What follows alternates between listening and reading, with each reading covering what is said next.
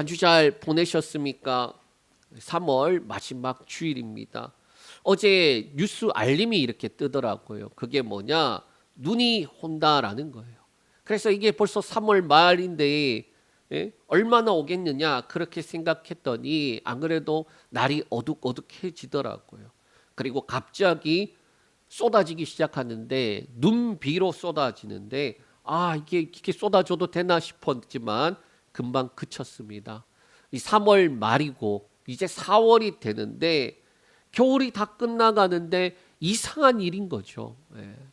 겨울이 다 끝나고 이제는 봄이겠구나 했는데 이상하게 눈이 내리는 거예요. 그런데 우리가 가만히 생각해 보면 이치에 맞지 않는 일들 그리고 이상한 일들이 사실 많음을 깨닫습니다. 에스라서 안에서 이상한 일이 뭐냐? 하나님은 성경 안에서의 모습을 보면은 일관스럽게 변함이 없으세요. 그 하나님은 일관스럽게 변함이 없는데 문제는 사람도 일관스럽게 변함이 없어요. 그런데 하나님은 은혜로 일관적이고 사람은 어떠합니까? 죄 가운데로 일관적으로 가더라라는 거예요. 이 평행선을 달리는데 그런데 하나님의 은혜가 결국 이기더라. 하나님은 은혜 쪽으로 일관성이 있으시고 또 사람은 죄 짓는 쪽으로 일관성 있게 갑니다. 하나님은 말씀과 약속을 하시고 그래서 그 말씀과 약속 때문에 끊임없이 시작을 하시는 거예요. 그 일에 스룹바벨과 예슈아를 사용하여서 성전 재건을 합니다. 우리가 말씀을 쭉 살펴보았지만 성전 재건했다. 그렇죠. 그런데 그 문장 속에 어떤 것들이 담겨 있었습니까? 성전을 재건하기 전에 고레스를 통하여서 이렇게 오게 된 과정들, 여정들, 그리고 성전 재건을 시작할 때에 기뻐 환호하던 것들. 그러나 이내 어떤 문제가 생깁니까? 방해자들을 통하여서 방해를 받고 난 다음에 멈춤 상태로 18년간 멈춰 있어야 했던 것들. 그런데 사람들은 그때 멈춤 상태에서 더 나아가지 못할 때에 하나님은 어떻게 하십니까? 시작하시는 거예요. 계속 시작하시는 거예요. 그리고 끝내 이루시더라라는 거예요. 성전이 재건되면 우리는 이제 다 끝났다 그렇게 생각을 할 텐데 그런데 어떻게 됩니까? 보이지 않는 멈춤이 있어요. 성전은 재건이 되었는데 보이지 않는 멈춤이 있습니다. 다리오 왕 6년에 성전을 재건하고 그리고 난 다음에 제7년 1월에 유월절을 드리고 무교절을 드리면서 하나님께서 주시는 그 즐거움으로 그 이스라엘 공동체가 넘쳐났어요. 그런데 바로 그 다음 장으로 넘어가면 어떻게 됩니까? 아닥사스다 왕 제7년에 그때로 넘어가 버려요. 58년이라는 시간이 훅 지나가 버립니다. 그 공백이 있어요. 그리고 그 시작을 하나님이 다시 시작하는 장면으로 나아가는데 그게 누굽니까? 에스라서 7장 6절 말씀 보겠습니다. 이 에스라가 바벨론에서 올라왔으니 그는 이스라엘의 하나님 여호와께서 주신 모세의 율법에 익숙한 학자로서 그의 하나님 여호와의 도우심을 입음으로 왕에게 구하는 것은 다 받는 자이더니 아멘. 하나님께서 시작하시는데 이번에는 어떻게 하십니까? 이 성전 재건이 되고 그 빈 공백 58년의 공백을 깨시는데 에스라를 부르셔서 사용하시더라라는 거예요. 그리고 그 이유가 무엇입니까? 우리 7장 10절 말씀 보겠습니다. 에스라가 여호와의 율법을 연구하여 준행하며 율례와 규례를 이스라엘에게 가르치기로 결심하였더라. 아멘. 성전을 재건을 했습니다. 그런데 뭐 하는 거예요? 성전 껍데기는 있는데 그 안에 알맹이가 채워지지 않은 거예요. 사람들이 인생 영화로 꼽는 영화 중에 하나가 바로 이 쇼생크 탈출이라는 영화입니다. 저도 이 영화를 참 좋아합니다. 주인공 앤디가 억울한 누명을 쓰고 감옥에 갇혀요. 그리고 그의 모습은 겉으로는 모범수고 또 도서관을 정비하고 세금을 업무를 도와주면서 감옥 안에서도 신뢰를 얻은 자예요. 사실 어떻게 보면 감옥에 갇혀 있는 자인가 싶을 정도로 자유로운 모습이 있어요. 자, 그런데 그가 어떻게 하느냐? 20년 동안 뭐 했느냐? 벽을 파갖고 탈출을 하는 거예요. 예. 그리고 난 다음에 저 지금 장면, 두 팔을 벌리고 자유를 만끽하는 장면, 저 장면이 나옵니다. 자, 그런데 반면에 20년 이상 그렇게 복역을 해서 평생을 복역하다 나왔는데 자유가 없는 사람들이 있어요. 그 사람들은 왜 자유가 없느냐? 감옥이라는 울타리 안에 있다가 바깥에 자유를 누리게 되는데 자유를 누리지 못하는 거예요. 그리고 그 중에 하나는 극단적인 선택을 하기도 합니다.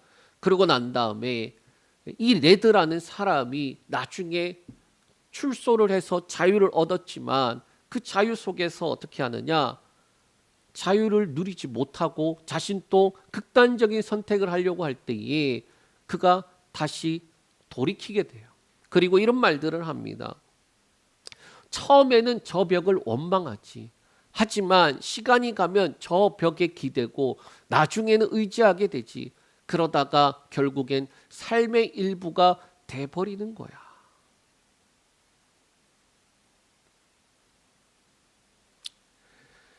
극단적인 선택을 하는 이도 있었고, 그리고 또 고통 가운데서 몸이 자유한데 자유를 누리지 못해요. 이들에게 감옥은 건물이 아니라 마음이었던 거예요. 에스라서 9장도 마찬가지입니다. 성전은 이미 재건되었어요. 겉은 회복되는 것 같았고 하나님께 드리는 제사도 다시 드리게 됐습니다. 그런데 이상하게도 뭔가요? 에스라가 예루살렘에 도착할 때에 그가 본 것은 알맹이 없는 껍데기뿐인 모습들이에요. 또 세상에 섞인 신앙, 이방과 혼합된 삶이에요. 마치 감옥에서는 나왔는데 여전히 자유롭지 못한 자처럼 성전은 세워졌는데 거룩함은 무너진 상태라는 거예요. 그리고 하나님께서 이 에스라를 부르신 목적이 무엇인지 나타납니까? 껍데기뿐인 이 성전에 무너진 마음을 다시 일으키기 위해서 부르셨다라는 거예요.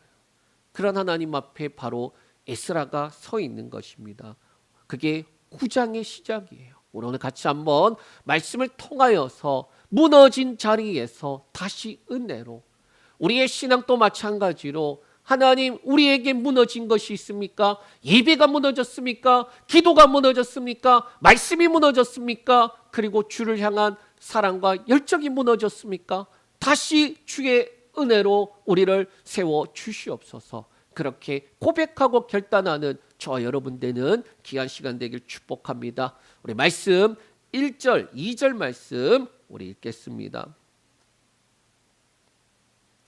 이 일 후에 방백들이 내게 나와 이르되 이스라엘 백성과 제사장들과 레위 사람들이 이 땅 백성들에게서 떠나지 아니하고 가나안 사람들과 헷 사람들과 브리스 사람들과 여부스 사람들과 암몬 사람들과 모압 사람들과 애굽 사람들과 아모리 사람들의 가증한 일을 행하여 그들의 딸을 맞이하여 아내와 며느리로 삼아 거룩한 자손이 그 지방 사람들과 서로 섞이게 하는데 방백들과 고관들이 이 죄에 더욱 으뜸이 되었다 하는지라. 여기서 뭐로 시작하느냐? 1절에 이 일 후에 라고 시작을 해요.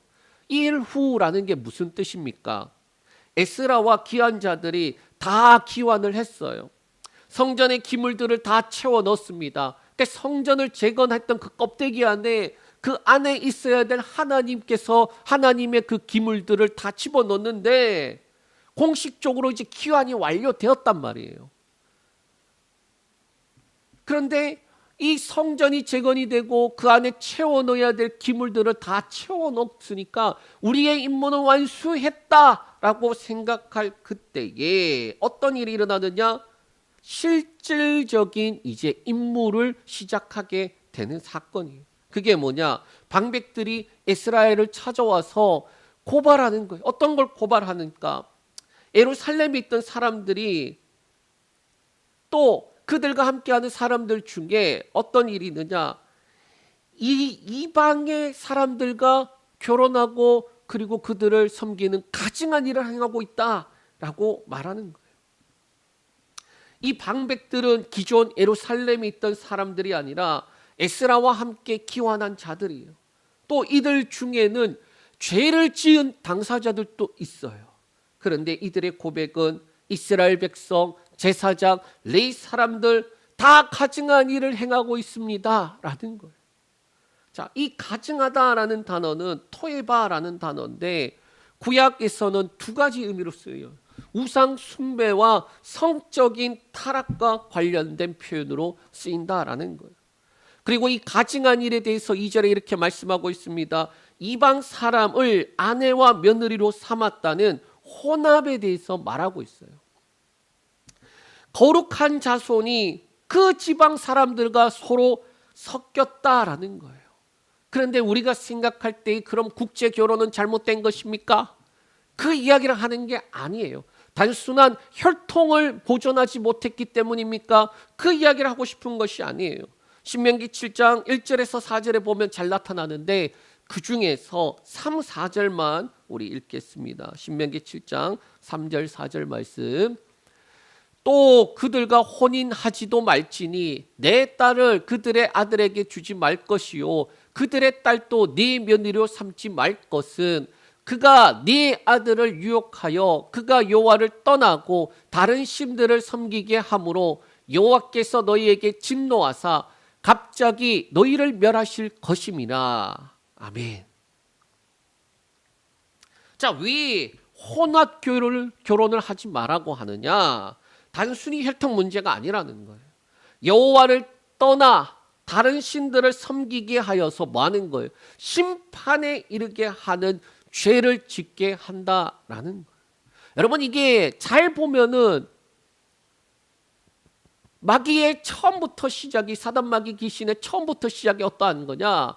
죄를 지어서 사람으로 하여금 하나님의 은혜와 축복 안에 들어가는 것이 아니라 심판 아래 들어가게 만드는 거예요. 자, 지금 이방 사람들과 왜 결혼하지 말라고 합니까? 그들과 결혼하는 것이 혈통의 문제를 넘어서서 하나님을 떠나게 만들고 그리고 우상을 숭배하여서 하나님의 심판 가운데로 집어넣기 때문이다라는 거예요. 자, 그런데 이 일에 누가 앞장서고 있다는 거예요?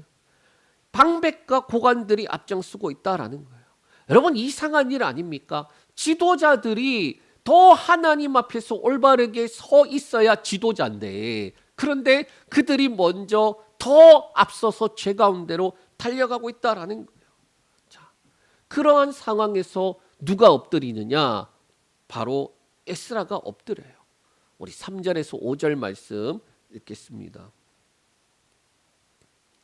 내가 이 일을 듣고 속옷과 겉옷을 찢고 머리털과 수염을 뜯으며 기가 막혀 앉으니 이에 이스라엘의 하나님의 말씀으로 말미암아 떠는 자가 서로 잡혔단 이 사람들의 죄 때문에 다 내게로 모여오더라. 내가 저녁 제사 드릴 때까지 기가 막혀 앉았더니 저녁 제사를 드릴 때에 내가 근심 중에 일어나서 속옷과 겉옷을 찢은 채 무릎을 꿇고 나의 하나님 여호와를 향하여 손을 들고. 성경에서 이 에스라를 소개할 때 어떤 사람이라고 했느냐? 아까 읽었던 7장 6절에 모세의 율법에 익숙한 자라고 그렇게 말씀했어요. 자, 그런데 율법에 익숙하다, 이게 어디서 나타나느냐? 지금 바로 여기서 나타나요. 그러니까 우리가 생각할 때 율법에 익숙하다, 율법에 정통한 자다, 가르치고 그리고 그것을 올바르게 행할 수 있는 자다, 학자다, 그렇게 생각하니까 어디에 머무릅니까? 지식에만 머무는 거예요. 알매만 머무는 거예요. 그런데 성경은 익숙한 학자라고 말하는데 어디에 나타나느냐? 그가 죄에 대해서 행동을 하는 모습을 통하여서 나타나는 거예요. 여러분, 지금 에스라가 죄를 지었습니까? 아니잖아요. 이스라엘 백성들이 죄를 지었는데 그가 하나님 앞에서 자신의 죄인 것처럼 그리고 하나님 앞에 철저하게 엎드려서 회개하고 하나님 앞에 은혜를 구하며 나아가는 게 9장의 내용이에요. 하나님 앞에 그가 말씀을 아는 자 그리고 그 말씀을 가르치는 자로서의 모습은 어떠하느냐? 지식 전달이 아니라 자기 죄인 것처럼 그들을 위하여 품고 기도하더라라는 그 반응이 어떠합니까? 첫 번째, 속옷과 겉옷을 찢어버려요. 이 행위는 고대 근동에서 극도의 슬픔이나 신성모독을 당했을 때에 행하는 행동들입니다. 이 성경 안에서 옷을 찢는 장면들이 여러 나타나는데 극심한 슬픔, 극심한 고통과 괴로움, 그리고 정말로 하나님을 모독하는 그런 신성모독이라고 느꼈을 때의 그 분노, 그걸로 나타나는데 그 중에 하나 제가 이야기하면 야곱이 요셉이 죽었다라는 그 소식을 들으면서 찢어진 옷과 피 묻은 옷을 바라보고 자신의 옷을 찢고 그리고 난 다음에 한참을 애통하는 그 장면이 나와요. 거기서도 찢어버려요. 하나님 앞에 자신의 옷을 찢어버리는 거, 그 자신의 옷을 찢어버리면서 뭐 하는 겁니까? 가장 극심한 애통함을 가지는 거예요. 둘째로 머리털과 수염을 뜯어요. 이 장면은 아주 드문 표현이에요. 그러니까 머리털을 뽑고 그리고 이제 뭐 머리털을 자르고 그런 것들은 있어요. 그런데 수염을 뜯는 표현은 몇 번 안 나타나는 정도예요. 이 수염을 뜯는다라는 건 극심한 분노나 경악을 나타내는 것입니다. 머리털을 잡아 뜯어요. 밀어요. 그리고 근데 그보다 더 최악으로 나아간 상태에게 자신의 수염을 뜯어요. 여러분, 이 수염이 가지고 있는 의미가 무엇이냐? 존귀예요. 존귀. 그 존귀함을, 자신의 가지고 있는 그 존귀함을 나타내는 걸 뜯어버려요. 죄 앞에서 그런 모습이에요. 셋째로 기가 막혀 앉아 있습니다. 3절 후반부에도 4절 후반부에도 동일하게 뭐라고 말하느냐? 기가 막혀 앉으니, 기가 막혀 앉았으니 라는 거예요. 여러분, 이것은 단순하게 침묵이 아니라 이 영혼이 절망의 무게를 견디지 못하고 최악으로 무기력한 상태임을 나타내는 거예요. 그런데 이 무기력함이 자포자기가 아니라 철저하게 하나님 앞에서 죄의 무게 속에서 하나님 앞에 엎드린 모습이에요. 그때 하나님의 말씀을 듣고 떠는 자들이 에스라 주변에 모이기 시작합니다. 하나님의 말씀을 듣고 보니 이게 죄이구나. 그래서 에스라 주변에 그 말씀을 들은 자들이, 그리고 그와 동일한 마음을 가진 자들이 모여들기 시작해요. 그리고 한참 다 모인 상태에서 이제 저녁 기도 시간이 되니 하나님 앞에 일어서서 나아갑니다. 에스라의 모습, 옷을 찢고 머리털과 수염을 뜯으며 그리고 하나님 앞에 아무것도 하지 못하는 그 죄의 절망을 나타내며 철저하게 무너져 있는데, 그런데 기도 시간이 되니, 하나님 앞에 예비해야 되는 시간이 되니 그가 어떻게 하느냐? 근심 중에서 다시 일어서요. 저는 이 장면을 보면서 무슨 생각이 들었느냐? 아마 각자 주어져 있는 기도 시간, 그리고 말씀 보는 시간, 또는 뭐 그 외에 하나님 앞에 하는 드려지는 시간이 분명히 있을 거예요. 저와 여러분에게 하루 중에 이 시간은 내가 하나님 앞에 드리는 시간, 그렇게 짧게라도 있을 거예요. 그런데 우리가 삶을 살아가다 보면 어떠합니까? 좋았다 나빴다 좋았다 나빴다 좋았다 나빴다 하잖아요. 고수는 좋았다 나빴다가 이 폭이 그렇게 크지 않아요. 그래서 제가 볼 때 영적인 고수, 신앙의 거장은 좋을 때 막 올라갔다가 떨어질 때 막 떨어지는 그러한 그래프가 아니라 일정한 수준으로 이렇게 쭉 있는. 저도 마찬가지로 죄의 무게가 느껴질 때가 있죠. 왜 나는 변하지 않을까? 왜 나는 하나님 앞에서 하나님의 기쁨이 되지 못할까? 그 자책감과 죄책이 들 때가 있어요. 그러면 엄청난 그 무게 아래서 이렇게 있는데, 그런데 어떠합니까? 또 기도 시간, 또 저는 목사니까 또 예배를 준비하고 또 설교를 하러 나가잖아요. 그 시간이 있어요. 그럼 어떨 때에는 이걸 해야 되나? 하나님, 나조차도 말씀대로 잘 못 사는데, 예? 말씀을 전하는데 저조차도 이게 잘 안 돼요. 그런데 저한테 주신 직분과 의무잖아요. 제게 주신 거잖아요. 맡기신 거잖아요. 그러니까 기도를 하는 거예요. 하나님, 나 말고 나 때문이 아닌 맡겨주신 사람들을 위해서 은혜를 주시고, 하나님, 내 힘으로 하는 것이 아니라 오직 주의 은혜로 되는 것이죠. 그리고 다시 일어서서 나아가는 거예요. 그리고 앞에 서면은 하나님이 그 은혜를 주신다는 걸 제일 먼저 제가 느껴요. 제일 먼저 다시 일어서는 걸 제가 제일 먼저 느껴요. 그래서 저는 제가 주어져 있는 이 직분이 너무나도 감사한 거예요. 여러분, 에스라의 모습이 그러한 거예요. 철저하게 낮아져 있고 그 죄의 무게 가운데 무기력해져 있는 그때에 기도 시간, 예배 시간, 그때가 되니까 일어서는 거예요. 근심 중에 일어서는 거예요. 애통과 죄악의 자리에서 하나님 앞에 나아가는 거예요. 우리도 알지만 잘 되지 않는 거, 힘들면, 어려우면, 문제 생기면 뭐 해야 된다는 거예요? 기도해야 된다는 거 알면서도 기도하지 않아요. 이상한 일 아닙니까? 그런데 기도 시간에 어떻게든 나아가기만 하면, 기도가 입에서 막 안 나오는데 어떻게든 하나님이라고 고백하면 하나님이 부어주시는 은혜가 우리 가운데 있다라는 걸 경험했잖아요. 근심 중에 하나님 앞에 나아가는 거예요. 저와 여러분에게도 이 은혜가 있길 축복합니다. 아멘. 자, 둘째로 속옷과 겉옷을 찢은 채 뭐 하느냐? 이 에스라가 무릎을 꿇어요. 이 무릎을 꿇는 것은 하나님 앞에 철저하게 낮아져 있어요. 무릎을 꿇어요. 그냥 무기력한 상태가 아니라 이제는 하나님 앞에 무릎 꿇고, 그리고 이어 하나님을 향해 손을 들고, 그리고 하나님 앞에 은혜를 구하는 장면이 나타납니다. 철저한 회개와 하나님의 은혜를 구하는 거예요. 그리고 하나님께 기도합니다. 우리 6절에서 7절 말씀 읽겠습니다.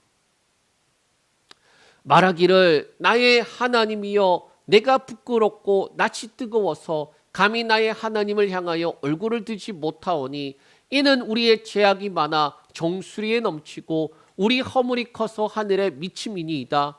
우리 조상들의 때로부터 오늘까지 우리의 죄가 심함에 우리의 죄악으로 말미암아 우리와 우리의 왕들과 우리의 제사장들이 여러 나라 왕들의 손에 넘기사 칼에 죽으며 사로잡히며 노략을 당하며 얼굴을 부끄럽게 하심이 오늘날과 같으니이다. 에스라가 어떻게 기도하나요? 첫째로 하나님 앞에 서 있는 자신의 모습, 죄인의 모습으로 서 있는 거예요. 6절에 부끄럽고 낯이 뜨거워라는 단어는 히브리어로 보시와 칼람인데 단순한 수치심이 아니라 하나님 앞에 감히 설 수 없는 존재라는 거예요. 죄악이 많아 정수리에 넘치고 허물이 하늘에 미쳤다. 거룩하신 하나님 앞에 누가 설 수 있겠는가라는 거예요. 그 죄가 내 머리에 가득 찼고, 그리고 그 죄악이 하늘에 미칠 만큼 큰 죄악인데 누가 하나님 앞에 설 수 있겠느냐. 그리고 7절에 이 죄가 단번에 일회성의 죄가 아니라 누적되고 반복된 역사임을 나타나는 거예요. 우리 조상들이 그런 죄들을 지어서 심판받았는데, 바벨론으로 끌려갔는데 그런데 하나님이 다시 회복을 시켜주셔서 성전을 지어주셨는데 왜 우리의 모습은 이 죄로 또 반복하는가? 여러분, 우리의 삶 가운데도 예수 믿기 전에 우리가 어땠나요?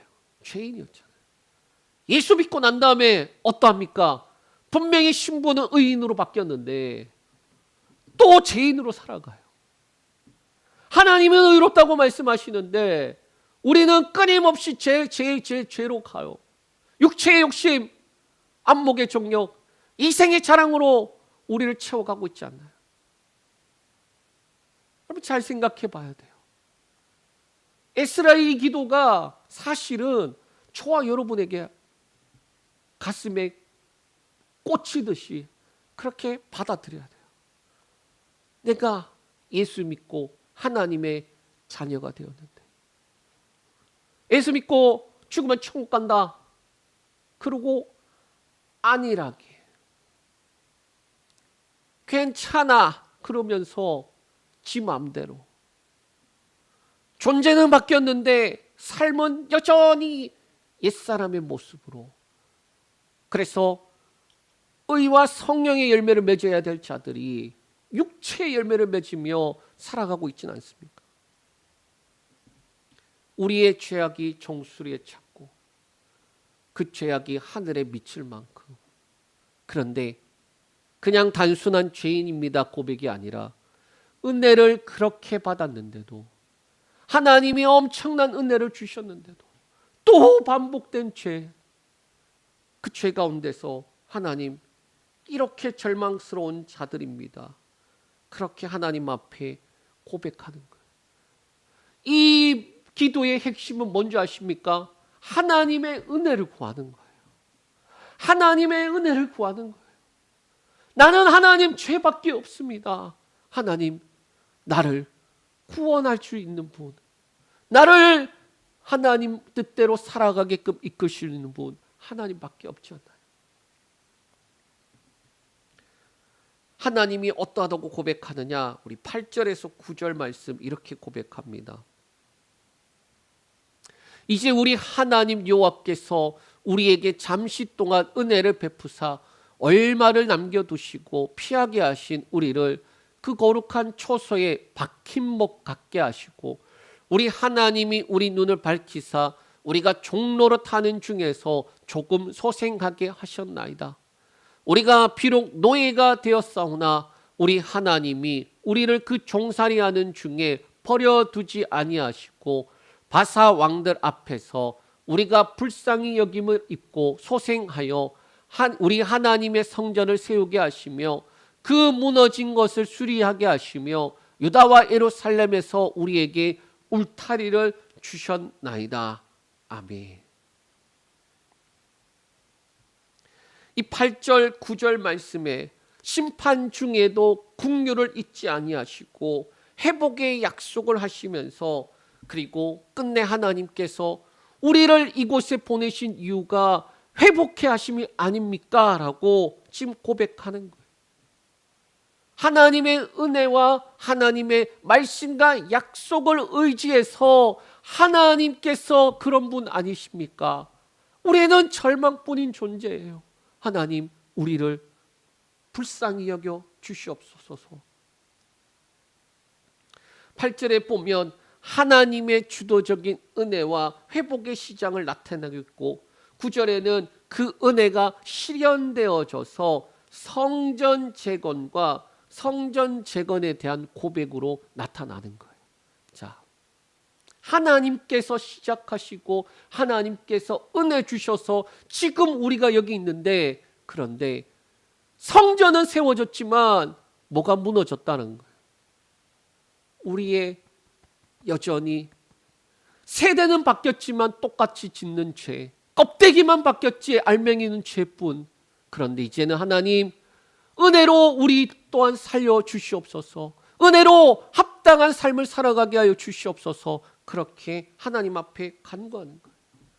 끊임없이 하나님 일하시고 세우시는 그분, 하나님, 그 하나님 앞에 도움을 구하는데 10절에 이렇게 말합니다.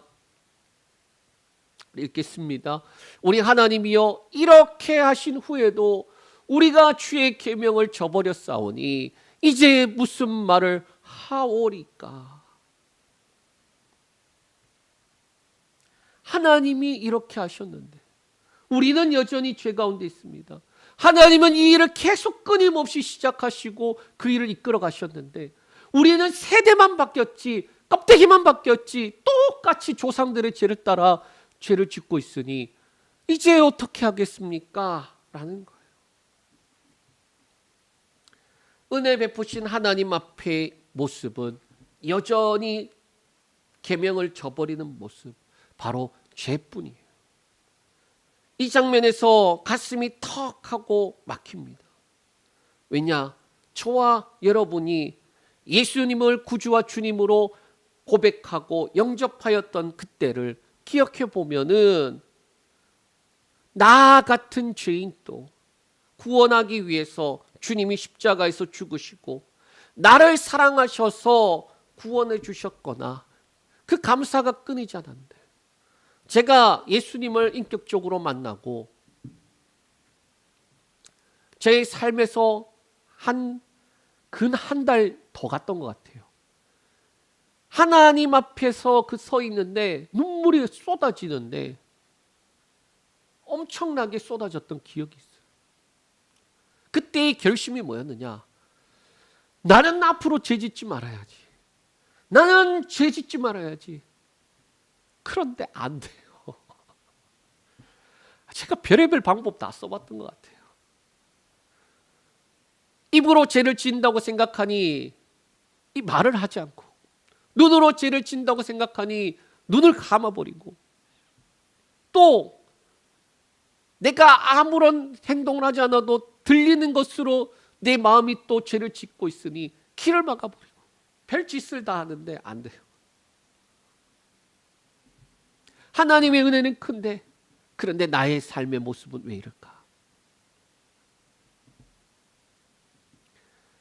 그 하나님께서 주신 은혜들을 기억해 보면 여러분, 그 당시에 힘들어도 감사가 나와요. 그래, 내가 지금 힘들고 어려워도 날 위해서 십자가에 죽으시고 부활하신 그 예수님, 그 구원의 은혜를 생각하며 감사하지. 나 같은 것 하나님께서 사랑하셔서 그 아들을 아낌없이 내어주셨는데 내 삶을 다 드려도 아깝지 않지.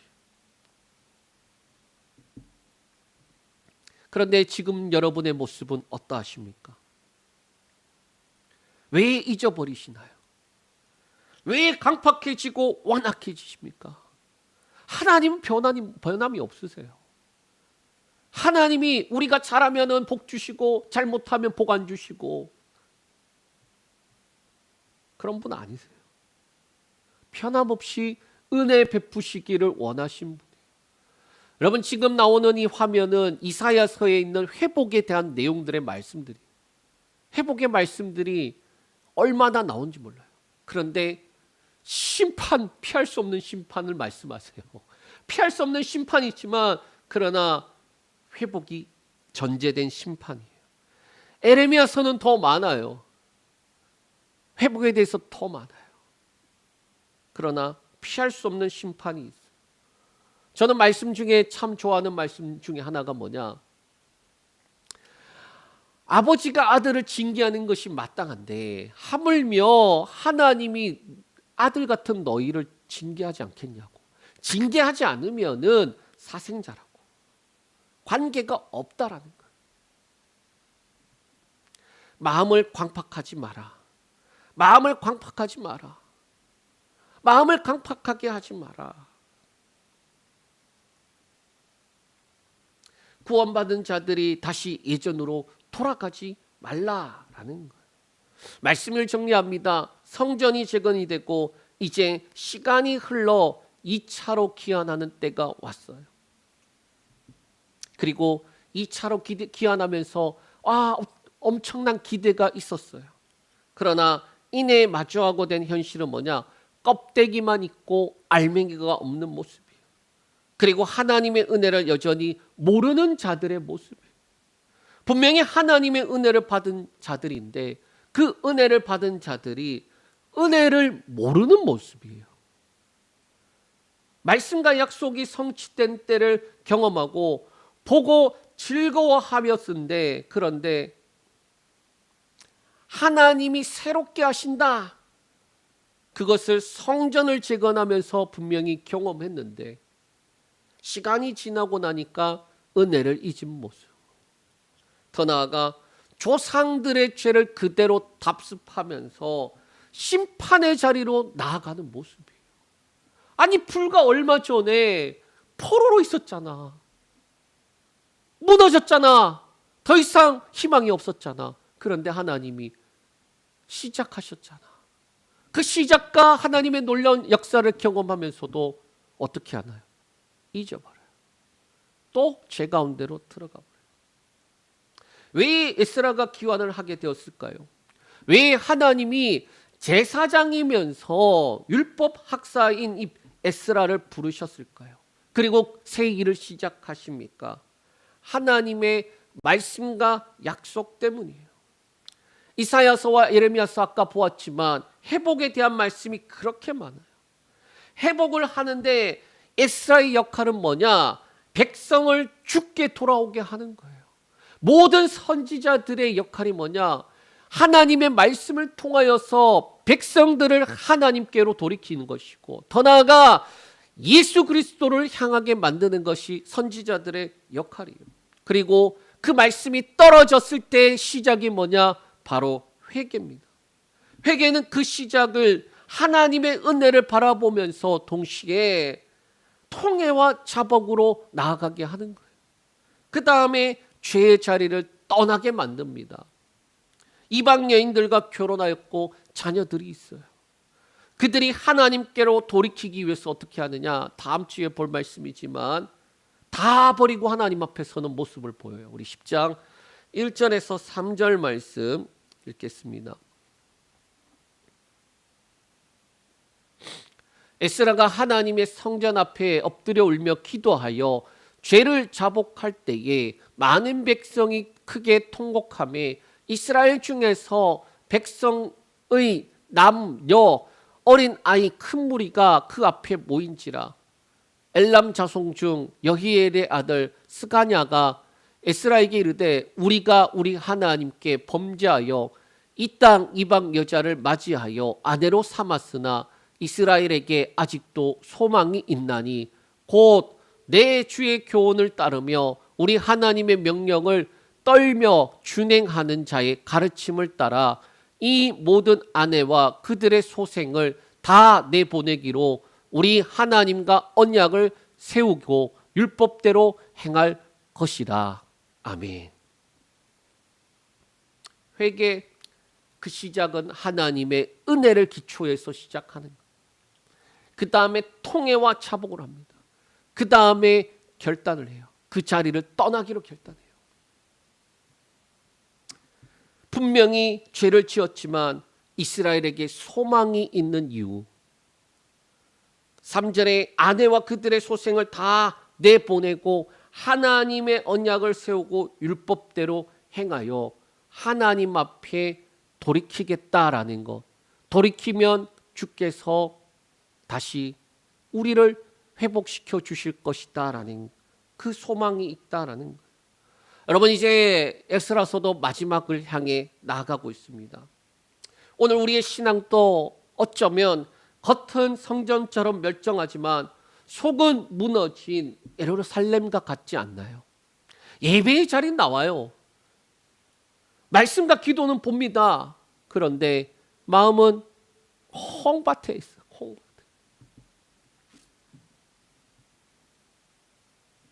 그리고 입은 하나님과 가까운데 우리의 마음은 세상에 가 있지 않나요? 양다리. 제사는 드리는데 이방의 것과 섞여서 드리는 것. 회개는 부끄러움으로 무너지는 것이 아니라 다시 은혜의 자리로 들어가게 하는 하나님의 은혜예요. 우리에게 하나님의 은혜가 있기에 우리는 오늘을 살아갈 수 있는 거예요.